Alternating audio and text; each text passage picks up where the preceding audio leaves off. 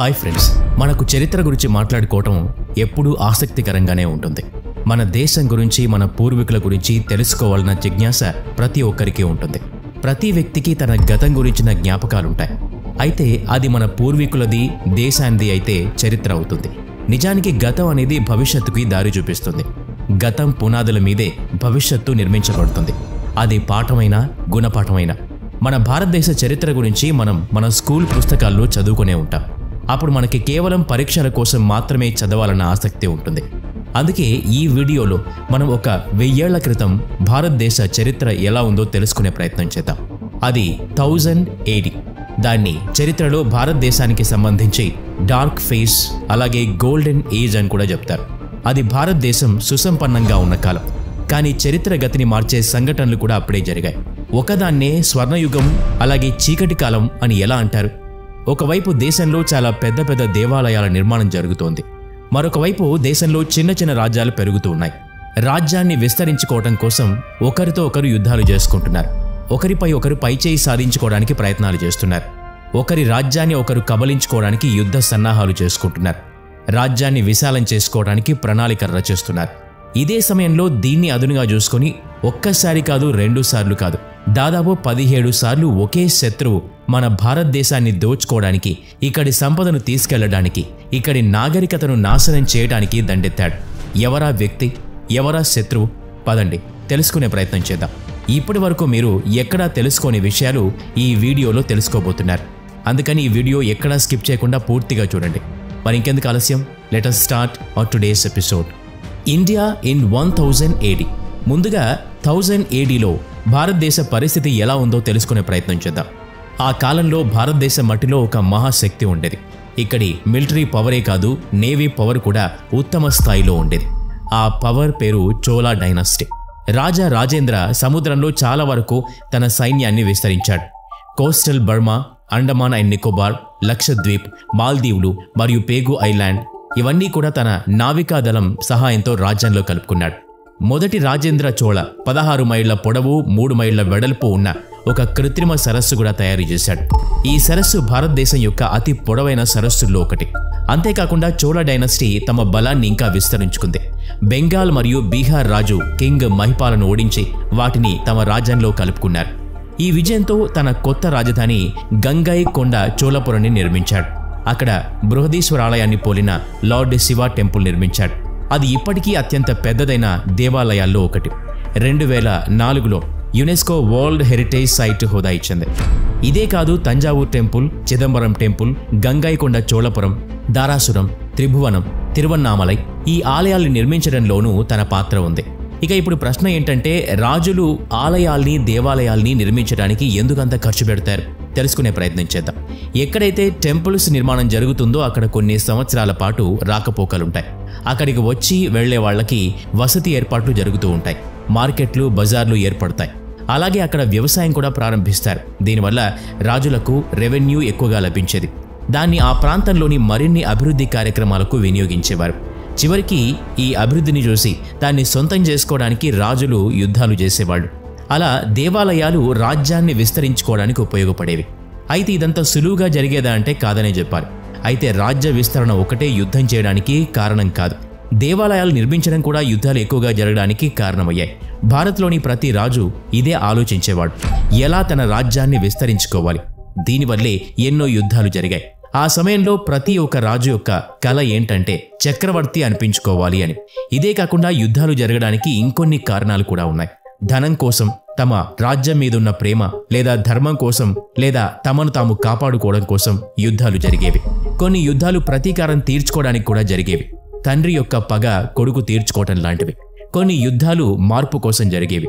ఇంకొన్ని యుద్ధాలు ధనాన్ని దోచుకెళ్ళడానికి, ఇక్కడ అలజడులు సృష్టించడానికి, ఇక్కడ ఉన్న హిందూ ధర్మాన్ని నాశనం చేయడానికి కూడా జరిగాయి. అలాంటి ఒక సంఘటనే మన భారతదేశ చరిత్రలో జరిగింది. దానివల్ల మన భారతదేశ జీడిపి దారుణంగా పడిపోయింది. మాడిసన్, ఒక బ్రిటిష్ ఎకనామిక్ హిస్టోరియన్, తన క్యాలిక్యులేషన్ ప్రకారం 1000 ADలో ఇండియా మరియు చైనా కలిపి ప్రపంచ జీడిపిలో 50.5% కలిగి ఉండేవి. సో అంత ధనం ఉండేది కాబట్టి దాడులకు కూడా అదే ఆస్కారం కలిగించింది. అలా జరిగిందే భారతదేశం మీద జరిగిన దాడి. అలా 17 సార్లు భారతదేశం మీద దాడి చేసిన శత్రువు మహమ్మద్ గజనీ. తను కేవలం వేసవి కాలంలోనే భారత్పై దాడి చేసేవాడు. తను ఆ కాలాన్ని ఎందుకు ఎంచుకునేవాడు? ఎందుకంటే తనకు ఎదురయ్యే ప్రమాదాల గురించి అవగాహన ఉండేది. కారణం ఏంటంటే వర్షాకాలంలో పంజాబ్లో నదీ ప్రవాహాలు ఎక్కువగా ఉండేవి. పంజాబ్ 5 నదులు కలిసే ప్రాంతం. అవి బిఎస్, చినాబ్, ఝేలుం, రవి, సట్లెజ్. ఇక్కడ అన్ని నదులు ఉండేవి కాబట్టి తప్పకుండా వర్షాకాలంలో వరదలు ముంచెత్తుతాయి. కాబట్టి ఆ సమయంలో భారతదేశంపై దండెత్తటం తన సైన్యానికి మంచిది కాదని గజనీకి బాగా తెలుసు. కాబట్టి అతను 17 సార్లు ఇదే టెక్నిక్ ఉపయోగించి భారతదేశంపై దండెత్తి ఇక్కడి ధనాన్ని దోచుకెళ్లాడు. అయితే ఇది ఎక్కడ మొదలైందో చూద్దాం. ఇప్పటి ఆఫ్ఘనిస్తాన్, పాకిస్తాన్ హిందూ షాహీ కింగ్ రాజా జైపాల పరిపాలిస్తుండేవాడు. తను మహమ్మద్ గజనీ చేతిలో ఓడిపోయాడు. రాజ్యాన్ని తన కొడుకుకు అప్పగించి తను ప్రాణాల్ని అర్పించాడు. అయితే తను ఒక్క ఓటమితోనే తన ప్రాణాలు తీసుకున్నాడా? అది మొదటి యుద్ధం కాదు. 1000 AD కన్నా కొంచెం వెనక్కి వెళ్తే గజనబీ డైనాసిటీ యొక్క ఫౌండర్ భారత్లో ప్రవేశించడానికి ప్రయత్నం చేశాడు. హిందూ షాహీ రాజా జైపాల్తో చాలా యుద్ధాలు జరిగాయి. అయితే రాజా జైపాల అతని పన్నాగాలు సాగనివ్వలేదు. తండ్రి తర్వాత మహమ్మద్ గజనీ అధికారంలోకి వచ్చిన తర్వాత తను కూడా భారత్పై దండెత్తాడు. రాజా జైపాలతో యుద్ధం జరుగుతుంది. ఈ యుద్ధంలో రాజా జైపాల ఓడిపోతాడు. రాజా జైపాల లాగానే తన కుమారుడు కూడా మహమ్మద్ గజనీని నిలువరించడానికి ప్రయత్నం చేశాడు. గజనీ తనను కూడా ఓడిస్తాడు. 17వ దాడి తను సోమనాథ్ టెంపుల్పై చేస్తాడు. అక్కడ రాజ్పూతులతో 3 రోజుల పాటు యుద్ధం చేస్తాడు. ఆ యుద్ధంలో గజనీ గెలుపొందాడు.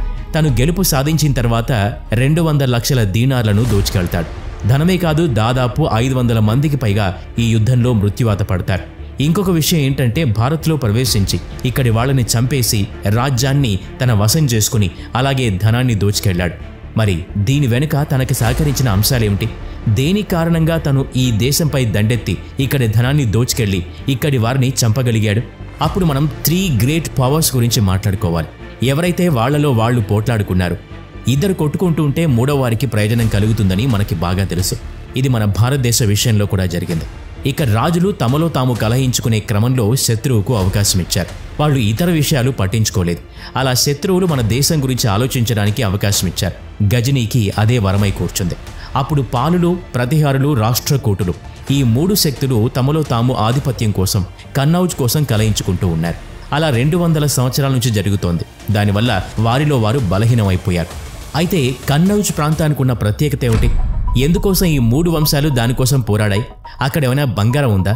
బంగారం అయితే లేదు, కానీ దాని యొక్క మ్యాప్ చూస్తే అది ఎంత కీలకమో మనకు అర్థం అవుతుంది. గంగా ట్రేడ్ రూట్, దీన్నే సిల్క్ రూట్ అని కూడా అంటారు.